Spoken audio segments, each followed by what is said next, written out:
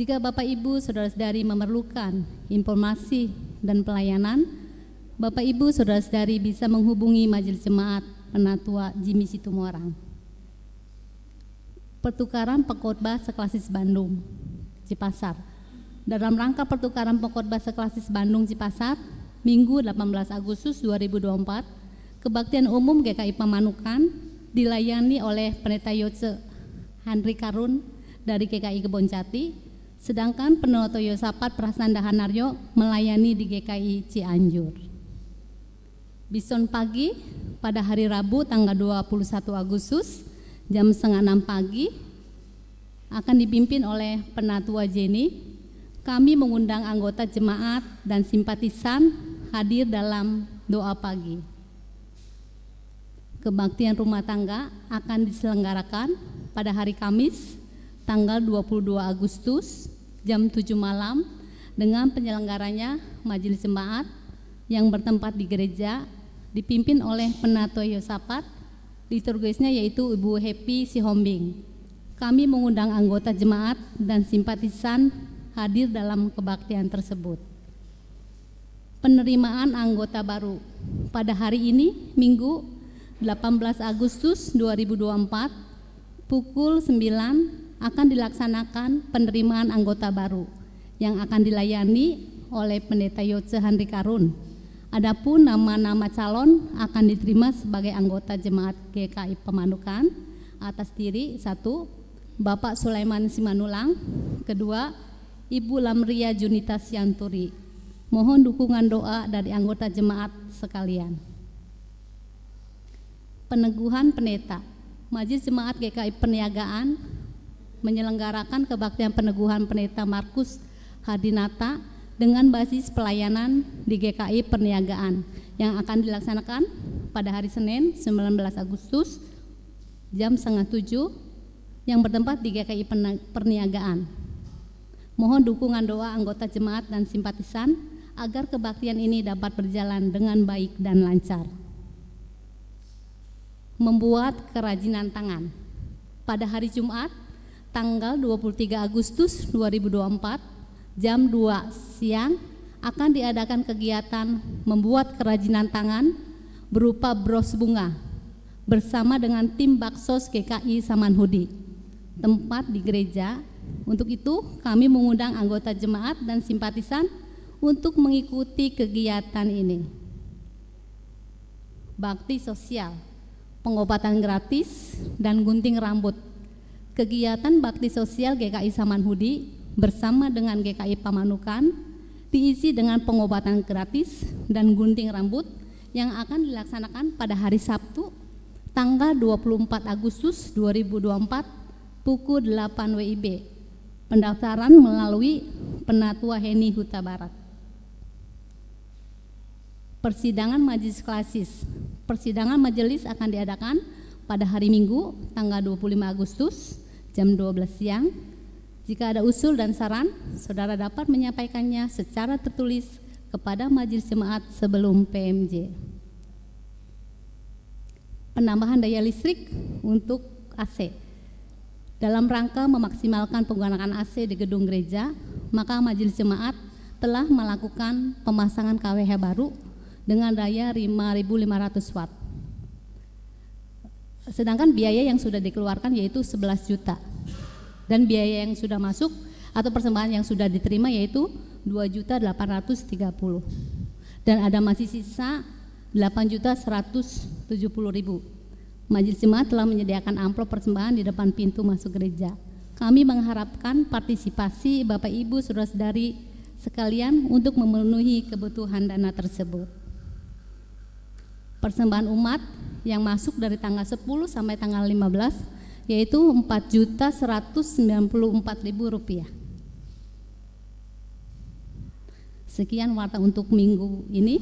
Kami undang Bapak Ibu untuk bangkit berdiri dan kita akan menyanyikan pujian, nyanyikanlah Tuhanmu, haleluya.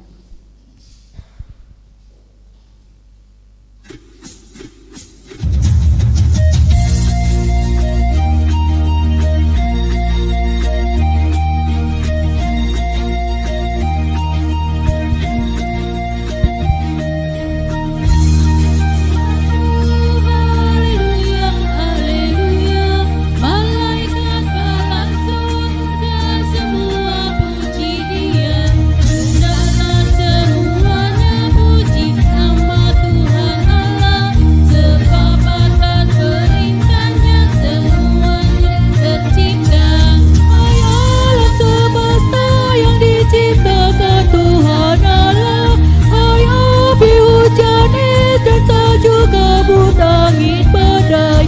Bernyanyilah semuanya memuji-muji Dia, sebab yang tinggi luhurnya nama Tuhan Allah.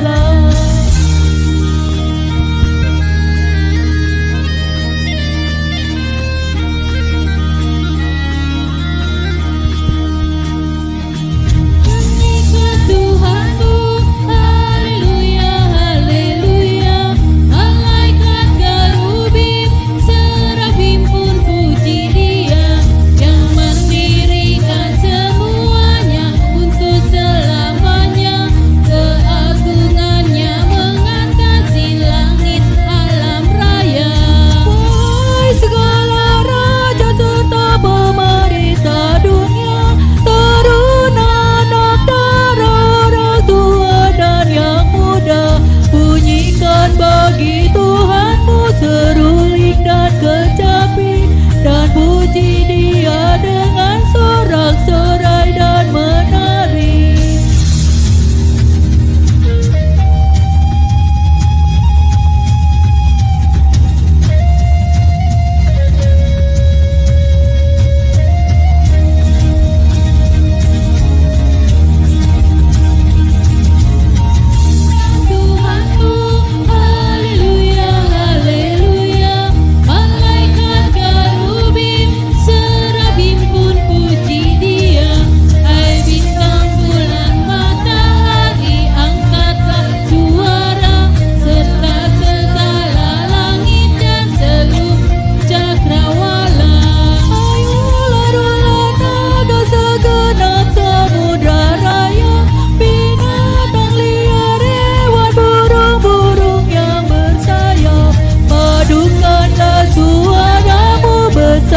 Nama Tuhan yang agung dan perkasa dan berlimpah kekuatan.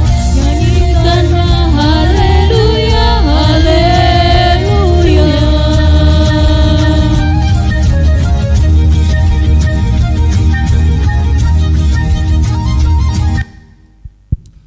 Teruskan ibadah kita pagi hari ini berlandaskan sebuah pengakuan bahwa pertolongan kita adalah dalam nama Tuhan yang menjadikan langit dan bumi. Amin,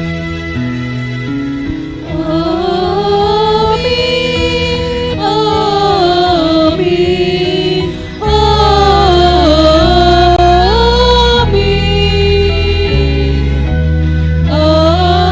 amin, amin,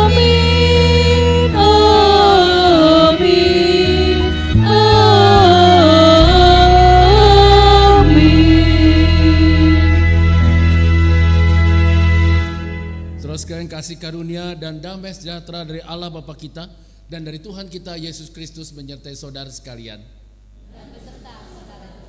Silakan duduk saudara sekalian.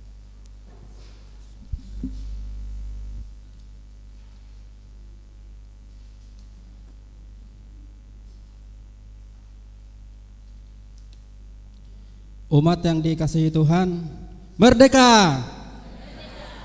Tahun ini negara kita merayakan hari kemerdekaan yang ke-79.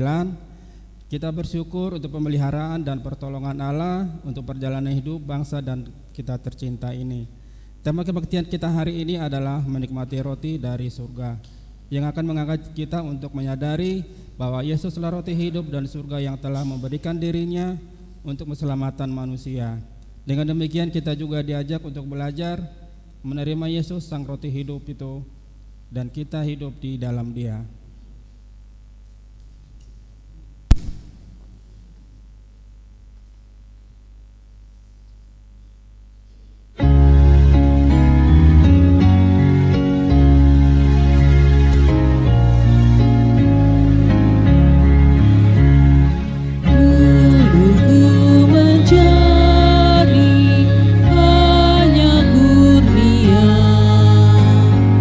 Ini ku berharap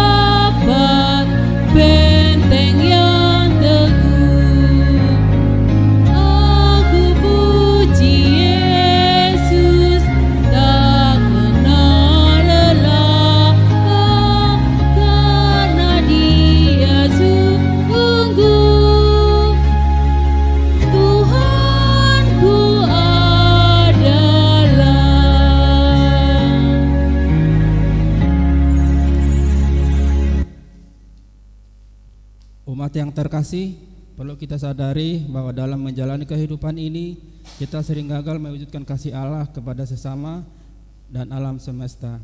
Oleh karena itu, dengan penuh kerendahan hati, mari kita nyatakan penyesalan dan pertobatan kita di hadapan Tuhan di dalam doa dan pengakuan dosa.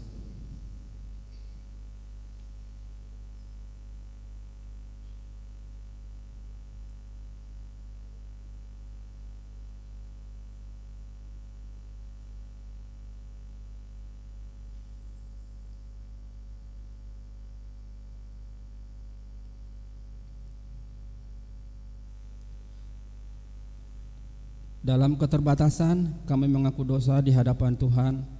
Tolong kami untuk dapat memaknai kasih pengampunan-Mu, agar kami dapat menjadi ciptaan yang senantiasa dapat membarui diri, sebagaimana Kristus mengajar kami. Amin.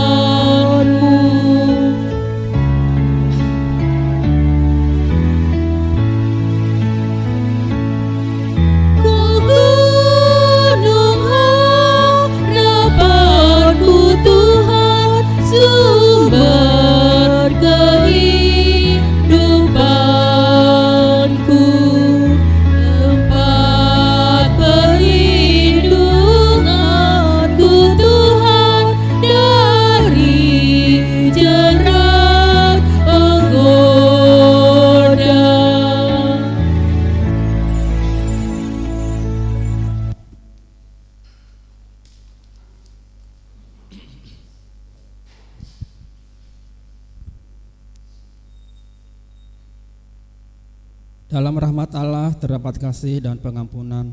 Maki bagi saudara yang dengan sungguh-sungguh menyesali dosa dan berkenan membuka hati bagi Dia, dengarkanlah berita anugerah yang terdapat dalam 2 Korintus 5 ayat 19. Sebab Allah mendamaikan dunia dengan dirinya oleh Kristus dengan tidak memperhitungkan pelanggaran kita. Ia telah mempercayakan berita perdamaian itu kepada kami. Demikianlah berita Tuhan. Syukur kepada Allah. Damai Tuhan beserta kita. Sekarang dan selamanya.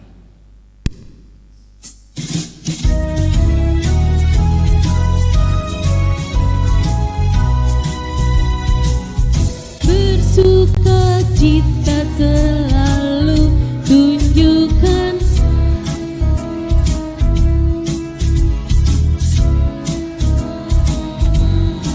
diri dan sekitarmu berikan salam damai.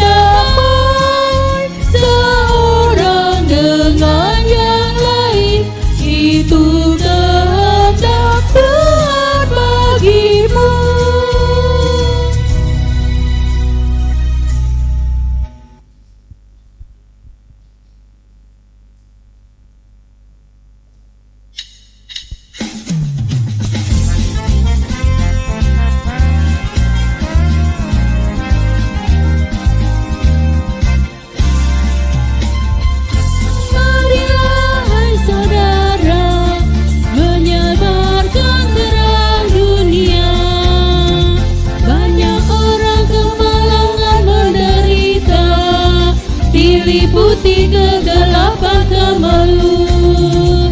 Marilah, marilah, hai saudara, menyebarkan terang dunia. Ada juga yang digoda kemewahan, tapi tidak mengenal bahagia. Marilah, marilah, hai saudara, menyebarkan terang dunia. Tak terbilang yang sengsara dalam hati, kekurangan cinta kasih yang benar. Marilah, hai saudara, menyebarkan terang dunia. Tuhan Allah mengasihi dunia ini, Yesus Kristus menerangi yang gelap. Marilah, marilah, hai saudara, menyebarkan terang dunia.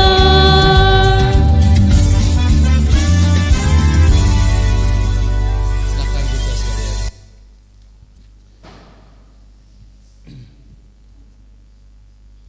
Saudara, mari kita siapkan diri kita untuk membaca dan merenungkan firman Tuhan, saudara sekalian.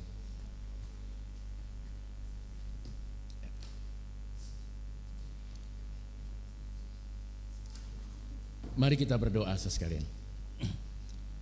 Ya Tuhan, kami siap menerima firman Tuhan pagi hari ini, sehingga kami bisa menikmati roti hidup, yaitu Tuhan itu sendiri bagi hidup kami, bagi orang-orang sekitar kami, bagi gereja kami, dan juga kesaksian hidup kami di tengah lingkungan di mana kami berada. Dan biarlah ya Tuhan, kehadiran kami sungguh memberikan sebuah teladan yang baik, bagaimana kami punya relasi yang baik dengan Tuhan, relasi akrab dengan Tuhan, sehingga orang-orang sekitar kami dapat melihat inilah terang dunia, inilah garam dunia yang memberitakan kebaikan bagi banyak orang. Bapa di surga, berbicaralah bagi kami sudah siap untuk mendengar dan juga melakukannya. Amin.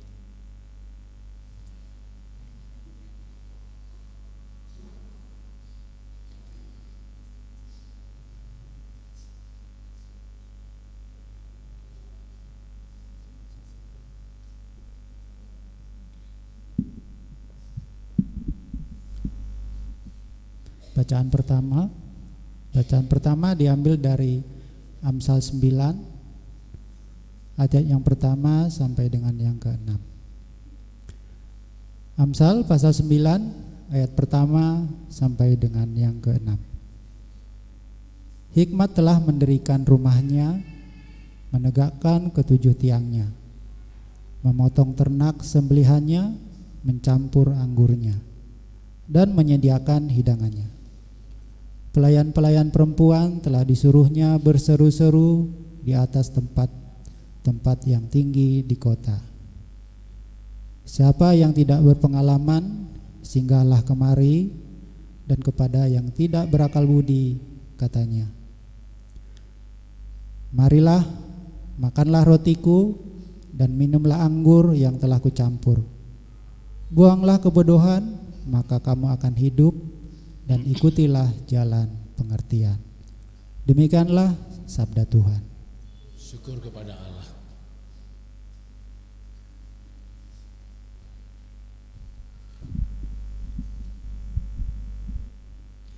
Mari kita tanggapin bacaan pertama tadi dengan menyanyikan Mazmur 34 secara berbalasan.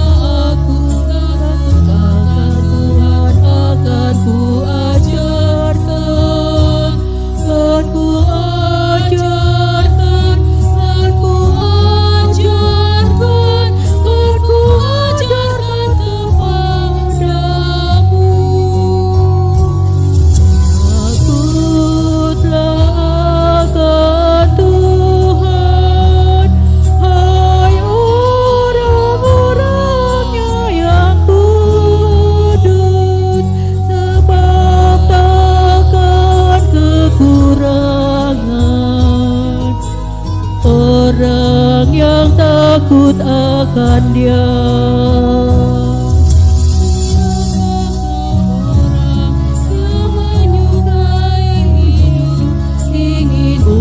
Panjang dan nikmati yang baik, jaga lidahmu dari yang jahat dan bibirmu dari ucapan menipu.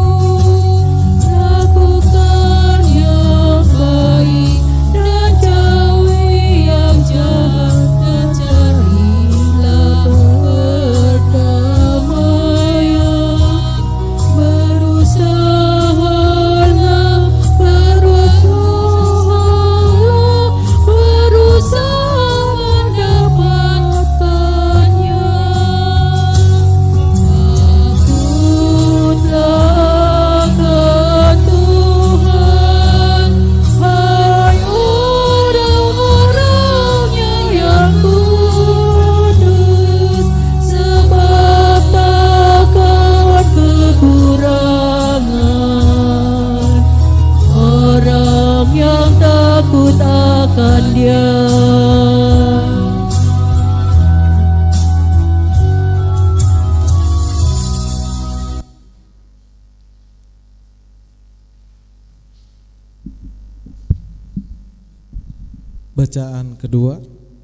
Bacaan kedua diambil dari surat Efesus 5 ayat 15 sampai 20.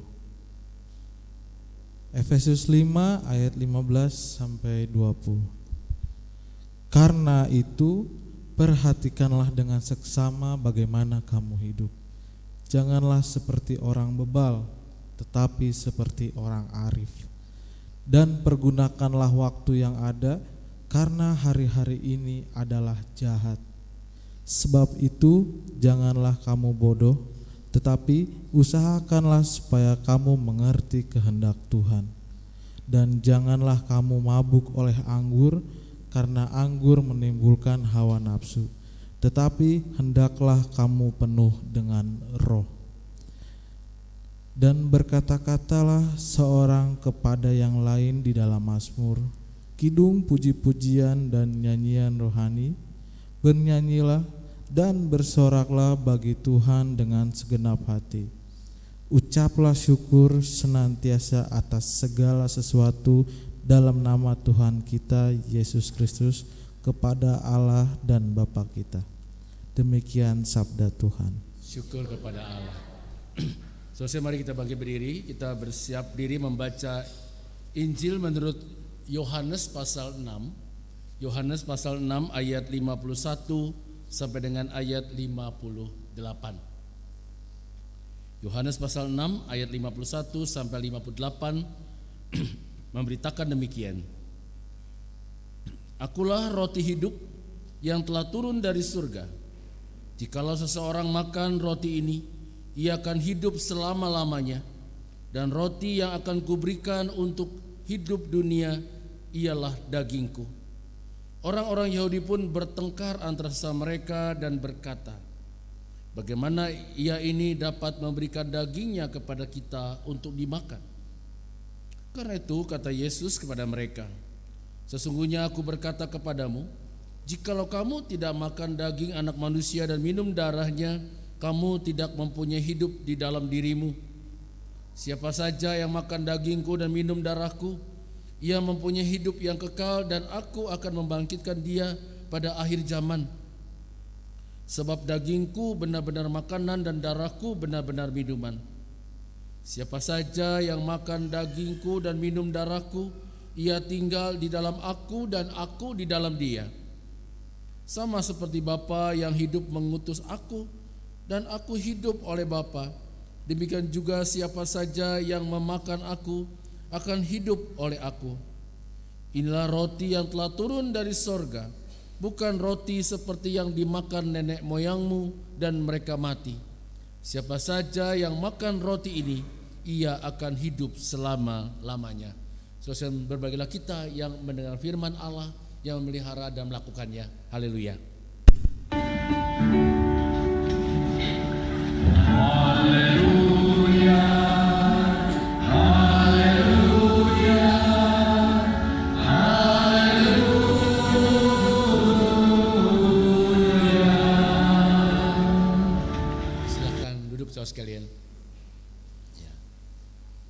ditampilkan bagian slide khotbahnya, Bapak. Saudara sekalian, kita akan bersama-sama mendalami tema menikmati roti dari sorga berdasarkan Injil Yohanes ini, saudara sekalian. Nah, saudara sekalian, seorang pendeta dan juga seorang penginjil yang sangat terkenal dari lingkungan gereja Metodis yang bernama Dwight L. Moody, yang pernah berkata begini ketika dia ditanya oleh seorang anggota jemaat, bagaimana menyikapi kecenderungan untuk berbuat baik atau berbuat jahat, saudara sekalian. Lalu Ed Moody berkata begini, bahwa di dalam diri kita ada dua serigala yang sedang bertempur satu dengan yang lain. Serigala yang satu berwarna hitam, itu senang sekali memakan rasa iri hati, tamak, benci, kejahatan, rasa dendam, amarah, dan sebagainya. Sedangkan serigala yang satu yang berwarna putih senang sekali memakan ucapan-ucapan atau ungkapan cinta seperti rasa cinta, bersyukur, berterima kasih, sabar, jujur, integritas, kelemah lembutan, dan sebagainya. Mereka selalu bertempur sampai menang, dan yang menang itulah yang akan menjadi penuntun arah kita, kata Moody. Lalu orang bertanya, siapa yang menang? Moody menjawab, yang menang adalah yang paling banyak diberi makan oleh kita. Nah, saudara, di dalam diri kita, diri saya dan saudara, dikatakan ada dua kekuatan, yaitu kekuatan yang diwakili oleh serigala putih dan serigala hitam itu. Mana yang paling banyak kita beri makan dalam diri kita? Kalau kita lebih banyak memberi asupan dalam hidup kita, makanan dalam hidup kita adalah rasa iri hati, rasa tamak, kejahatan, dendam, amarah, kebencian, keserakahan, dan sebagainya, maka yang hitam itulah yang menang. Maka saya dan saudara akan lebih banyak menjadi tidak berkat, menjadi orang yang hidupnya penuh menjadi batu sandungan bagi orang lain. Tetapi kalau dalam hidup ini saya dan lebih banyak mengisi hidup kita dengan makanan seperti rasa syukur, berterima kasih, sabar, kejujuran, integritas, iman, dan sebagainya, maka yang putih itulah yang menang, dan saya dan saudara akan terus bertumbuh dalam iman yang semakin matang. Dan iman yang semakin matang itulah yang akan mampukan kita, saya dan saudara untuk menjadi orang Kristen yang bisa diteladani. Nah, saudara, itulah pengalaman Paulus yang tampil sebagai pemuda yang hebat, pemuda yang berbakat dan terhormat dari kalangan terpelajar. Hingga saat Stefanus mati dirajam, dia juga seorang saksi terjadi kekerasan atas Stefanus. Orang banyak seperti meminta restu kepada Paulus untuk memegangkan baju-baju mereka, meletakkan baju mereka di hadapan Paulus saat itu masih bernama Saulus, terus sekalian. Dan ia menggunakan kepandaiannya, otaknya, kekuasaannya untuk menganiaya pengikut-pengikut Kristus. Tapi dalam perjalanan dia bertemu dengan Yesus, dia menjadi buta matanya, saudara sekalian.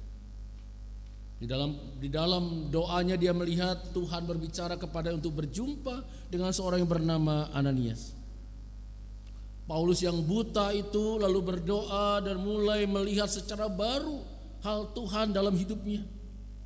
Ia yang tadinya mengumbar kebencian, amarah, kejengkelan, dengki, dan sebagainya, kini dia tampil sebagai pembawa berita cinta kasih Allah, kebenaran, kejujuran, perhatian, empati, dan sebagainya.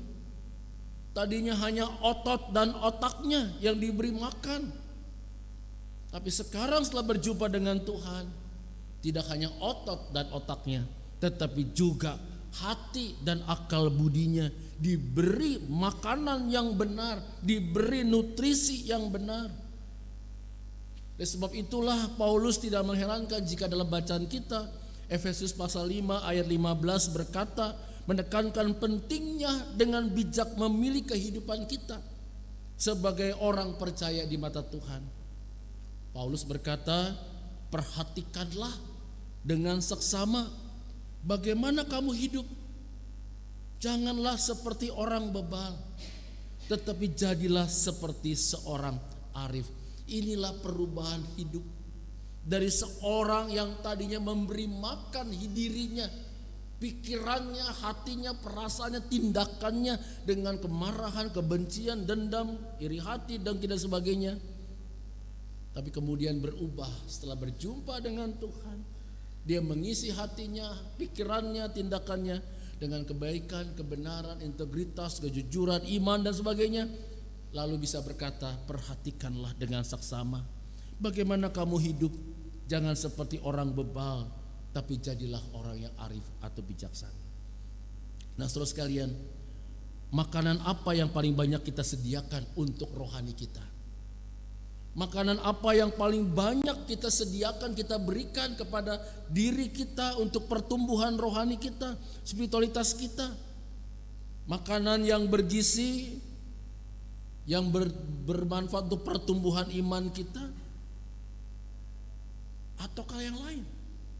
Apa yang kita berikan bagi hidup kerohanian kita, itulah yang akan mempengaruhi kesehatan iman kita. Apa yang kita masukkan ke dalam otak kita, pikiran kita, perasaan kita, hati kita, itulah yang akan menentukan kesehatan iman kita, kualitas diri kita depan Tuhan dan sesama. Dalam hal inilah penting bagi kita, bagi saya dan saudara memahami apa yang Tuhan Yesus katakan. Pentingnya kita memberikan asupan yang baik bagi pertumbuhan rohani kita, bagi pertumbuhan iman kita, karena berpengaruh pada kualitas iman, kesehatan mental kita. Yaitu Yesus katakan, akulah roti hidup. Tuhan Yesus katakan bahwa dirinya roti kehidupan sebagai makanan yang sehat bagi pertumbuhan rohani dan pertumbuhan iman kita. Nah, saudara sekalian, mengapa Yesus sebagai roti hidup itu penting bagi kita? Mengapa penting bagi kita menjadikan Yesus sebagai roti hidup? Dan berkali-kali Yesus dalam pasal 6 berkata, akulah roti hidup, akulah roti hidup, akulah roti hidup, berkali-kali. Berarti kan sangat penting, saudara sekalian. Kalau berulang-ulang dikatakan, berarti sangat penting. Nah, apa artinya bagi kita, bagi saya dan saudara, kalau Yesus berkata akulah roti hidup?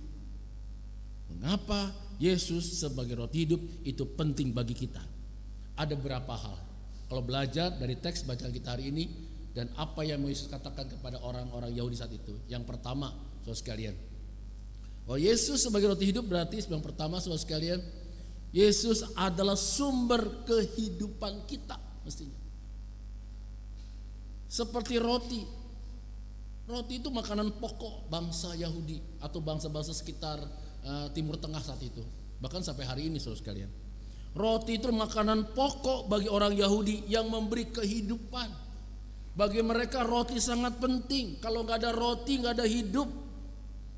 Setiap hari harus ada roti. Jadi kalau tidak ada roti berarti tidak ada kehidupan. Jadi katakan kalau akulah roti hidup, kata Yesus sebagai akulah sumber hidup. Kalau aku tidak ada dalam dirimu, maka kamu tidak hidup bagi Yesus. Kalau Yesus tidak ada dalam diri saya dan saudara, berarti kita tidak hidup. Siapa yang percaya kepada Yesus? Yesus katakan dalam Injil Yohanes pasal 14 ayat 6, dia akan beroleh hidup yang kekal. Tahu jalan, tahu hidup. Akulah jalan, kebenaran dan hidup. Siapa yang menjadikan Yesus sebagai roti hidup, artinya sebagai sumber utama yang paling penting dalam dirinya? Pentingkah Yesus dalam diri kita? Pentingkah dia menjadi Allah kita? Pentingkah Yesus menjadi sumber inspirasi hidup kita dalam berpikir, bertindak? Pentingkah Yesus menjadi sumber yang memotivasi pertumbuhan rohani kita? Apakah kita mengatakan kalau tidak ada Tuhan saya nggak berarti? Kalau tidak ada Yesus dalam hidup saya, maka saya tidak apa, bukan siapa-siapa? Yesus sumber kehidupan. Kalau tidak ada Yesus kita nggak hidup. Kalau kita nggak percaya Tuhan kita nggak hidup. Yang pertama, seperti roti itu penting. Nah, pertanyaannya, apakah Yesus penting bagi saya dan saudara? Apakah Yesus itu Tuhan yang penting? Ataukah dia Tuhan yang bisa digeser? Kalau ada kepentingan yang kira-kira sikap kita, aduh ini pasti gak sesuai dengan kehendak Tuhan, udah Tuhan pinggirin dulu. Jangan bicara soal Tuhan, jangan bicara soal iman Kristen. Nah, kalau bicara soal iman Kristen, bisa gak jadi nih perbuatan saya seperti ini gitu, tindakan saya seperti ini. Yang kedua, kalau Yesus berkata, akulah roti hidup, berarti yang mengatakanlah Yesus sumber kekuatan dalam menjalani padang gurun kehidupan. Yesus sedang bicara bagaimana orang di Israel mengingat peristiwa Tuhan kasih makan di padang gurun saat itu. Ini peristiwa di mana setting lingkungannya ketika orang Israel sedang merayakan berkat Tuhan berupa roti mana di padang gurun. Jadi cocok nih ketika Yesus ngomong akulah roti hidup. Roti mana yang selama 40 tahun Tuhan berikan kepada bangsa Israel selama di padang gurun, itu adalah sumber kekuatan dalam menjalani di padang gurun. Jadi kalau Yesus katakan akulah roti hidup yang dari sorga, bukan dari seperti mana yang kamu terima oleh nenek moyangmu itu, mau mengatakan akulah juga sumber kekuatan dalam menjalani padang gurun kehidupan. Kalau orang Israel diberi kekuatan oleh Tuhan melewati padang gurun yang begitu panas, begitu kering, begitu susah air, bisa sampai tanah perjanjian karena ada mana roti yang tiap pagi turun dari sorga itu. Nah, apakah Tuhan atau Yesus itu tidak menjadi sumber kekuatan kita? Kalau Tuhan berkata akulah roti hidup, berarti akulah juga Tuhan yang akan menyertai kita melewati padang gurun kehidupan.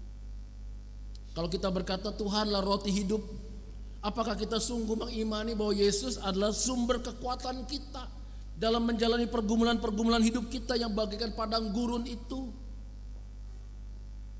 Seringkali kita merasakan lelah di padang gurun kan, merasa kecewa, bergumul, banyak masalah. Nah, ketika kita merasakan seperti itu, kita apakah merasakan Tuhan itu memberi kekuatan kepada kita, membiarkan Tuhan menolong kita, memberikan kekuatan-kekuatan buat hidup kita. Tuhan beserta kita dalam menjalani hidup yang kadangkala seperti padang gurun yang tidak nyaman. Tuhan hadir menolong dan mampukan kita menjalani hidup dengan segala suka dukanya, sehat sakitnya yang adalah padang gurun hidup kita. Jadi mengapa Yesus itu penting? Karena Yesus adalah Tuhan yang memberikan kekuatan bagi saya dan saudara menjalani padang gurun.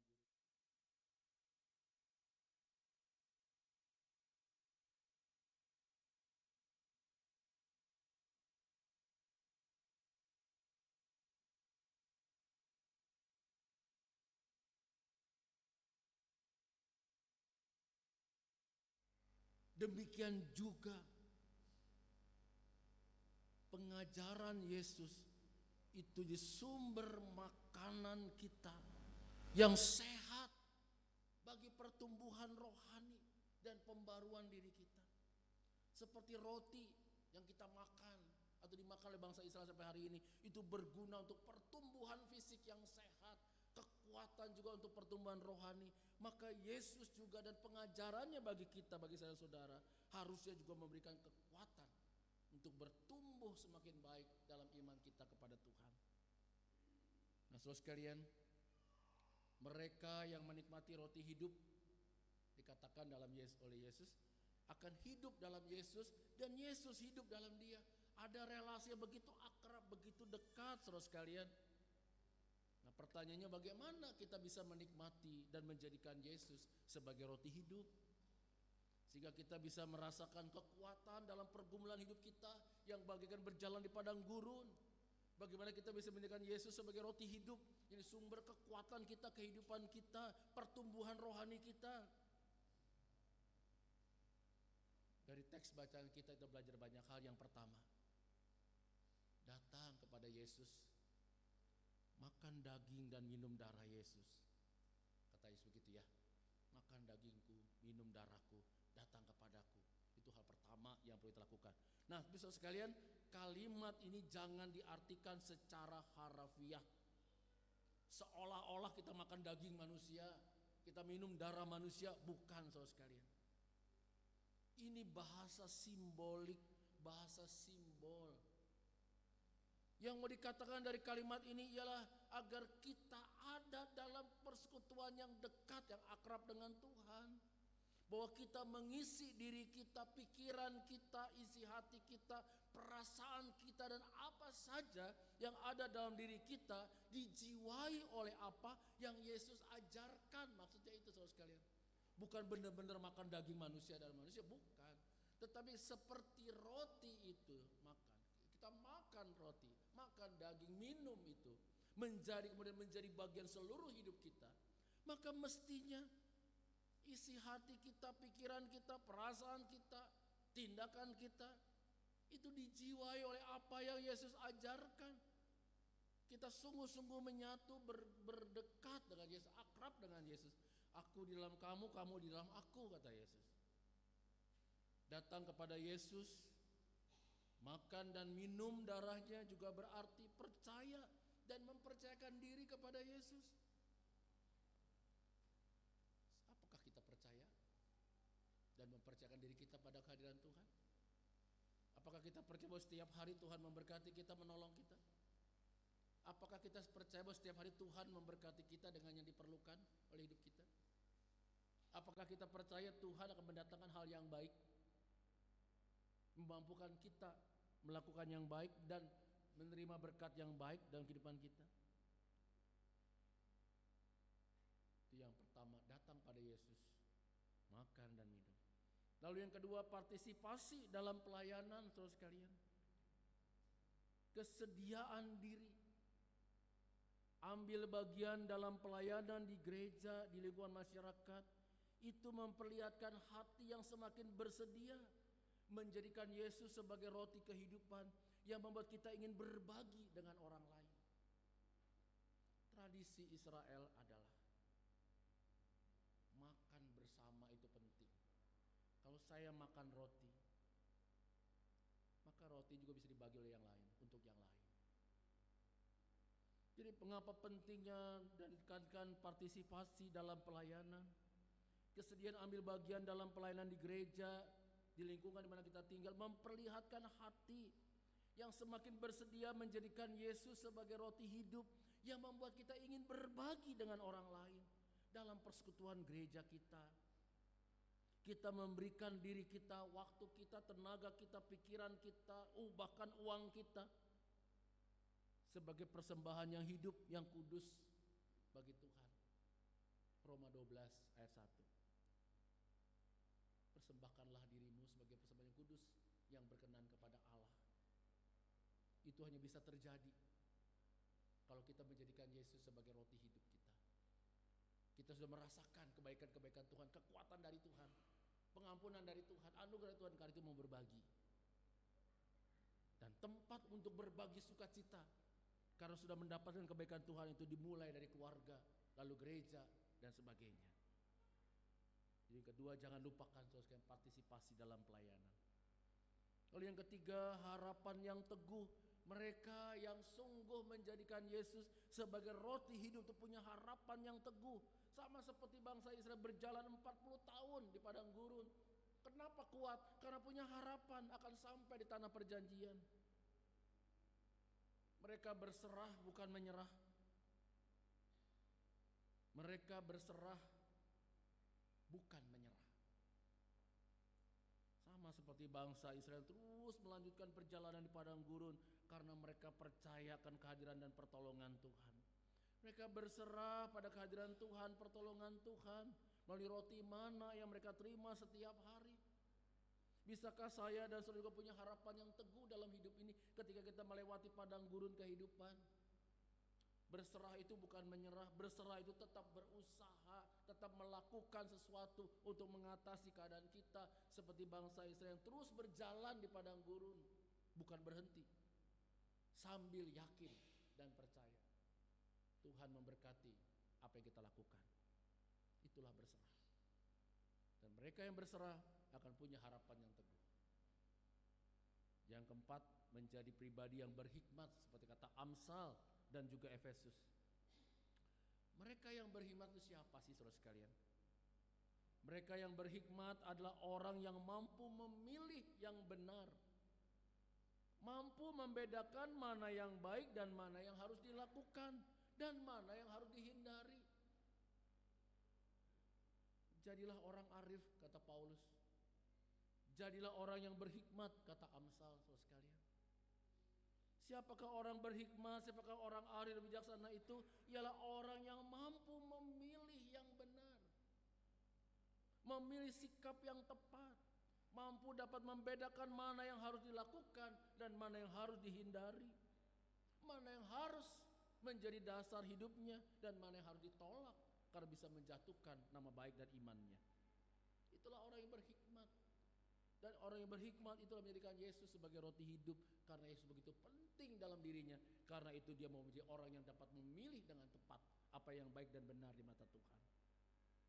Dan yang kelima, saudara sekalian, membangun spiritualitas bukan sekedar ritual.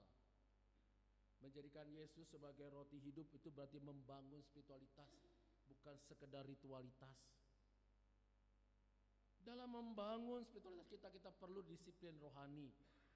Disiplin rohani itu adalah ritual kita. Misalnya apa? Kebaktian, ke gereja hari Minggu, berdoa, baca Alkitab, pemahaman Alkitab, kebaktian rumah tangga. Itu adalah disiplin rohani.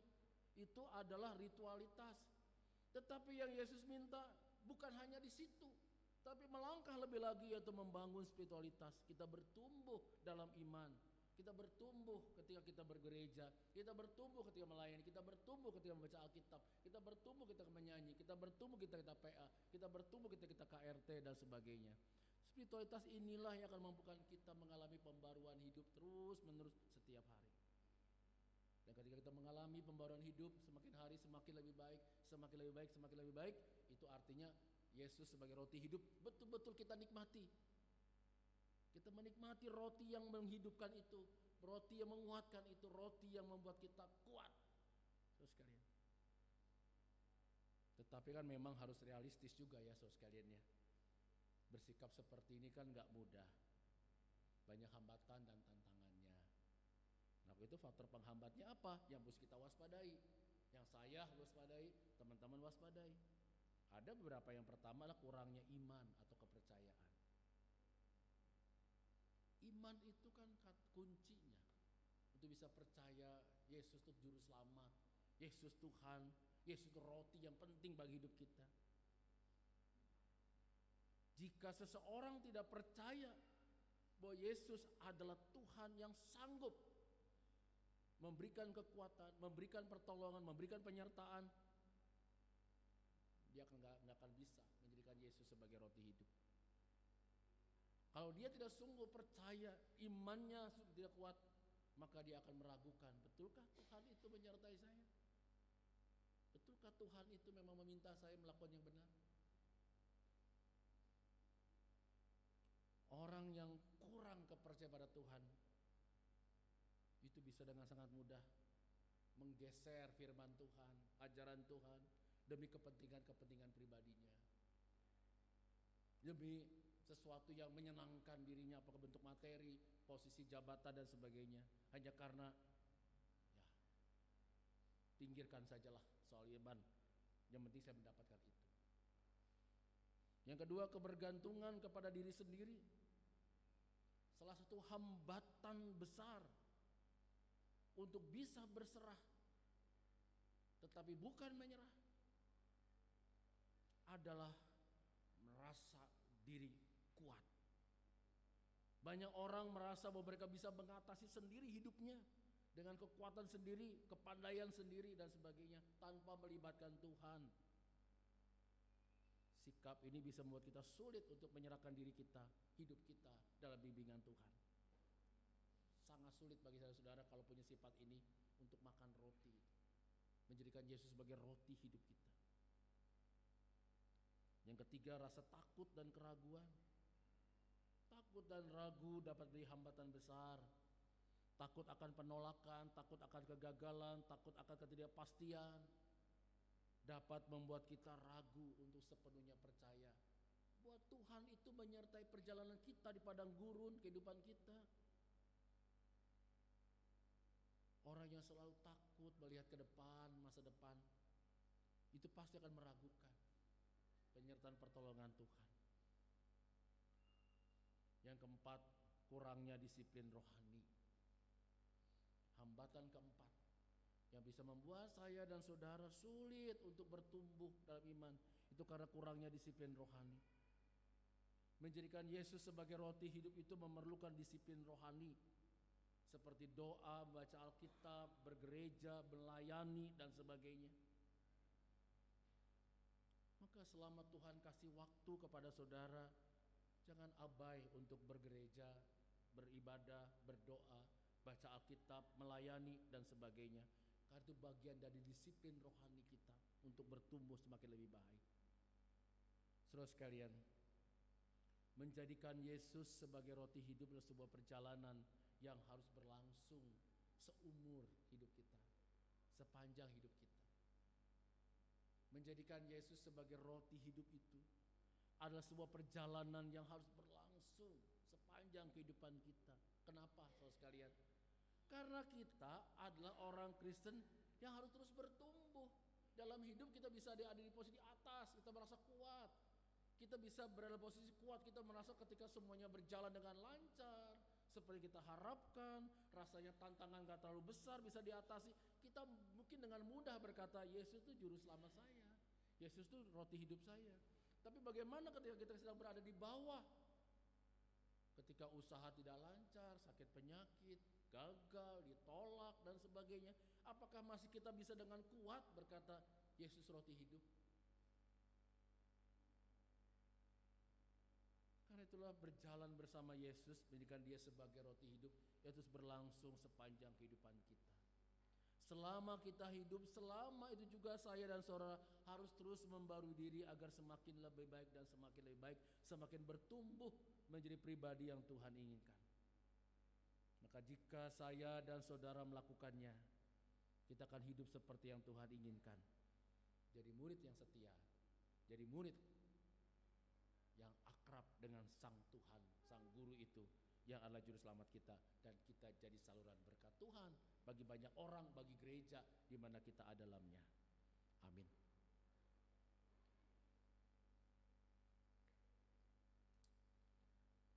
Nanti ada pujian dari anak sekolah minggu.